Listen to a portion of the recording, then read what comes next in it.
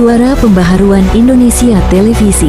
Hari ini indeks harga saham gabungan di Bursa Efek Jakarta pada sesi pertama terjun bebas alias merosot sampai 5,02%.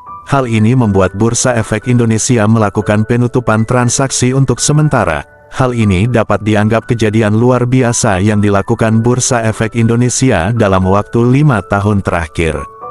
Menurut beberapa pengamat pasar modal, situasi ini terjadi karena kondisi politik ekonomi global, terutama kondisi terkini Presiden Rusia masih tetap ingin melanjutkan peperangan dengan Ukraina, juga kondisi ekonomi Amerika. Hal ini sangat berdampak bagi negara-negara berkembang.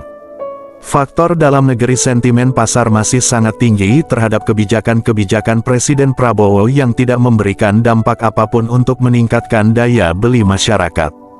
Contohnya program makan siang gratis adalah program yang dapat memberikan manfaat bagi masyarakat dalam waktu lama, tidak memberi manfaat untuk membangkitkan ekonomi masyarakat sekarang, atau kebijakan Presiden Prabowo mengenai PSN Jelolan Investasi Indonesia, yaitu perseroan Danantara.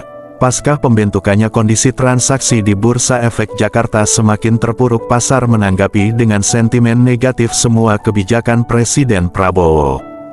Pengamat ekonomi Indonesia Ihsanuddin mengatakan, sentimen negatif pasar terhadap semua kebijakan Presiden Prabowo semakin meningkat.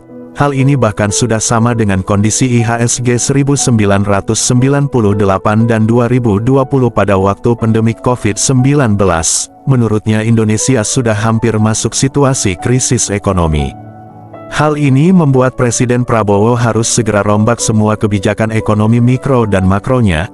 Jika Presiden Prabowo bertahan dengan kebijakan-kebijakan no produktif, sangat dipastikan krisis ekonomi di depan mata. Tidak ada uang yang beredar, daya beli masyarakat merosot, mati usaha-usaha kecil, diperparah ledakan pemutusan hubungan kerja. Ini semuanya mengarah ke runtuhnya ekonomi Indonesia. Menurut Ihsanuddin, sebetulnya situasi ini sudah dibaca oleh Menteri Keuangan Sri Mulyani, dan hal ini yang sangat ditakuti oleh Menteri Keuangan.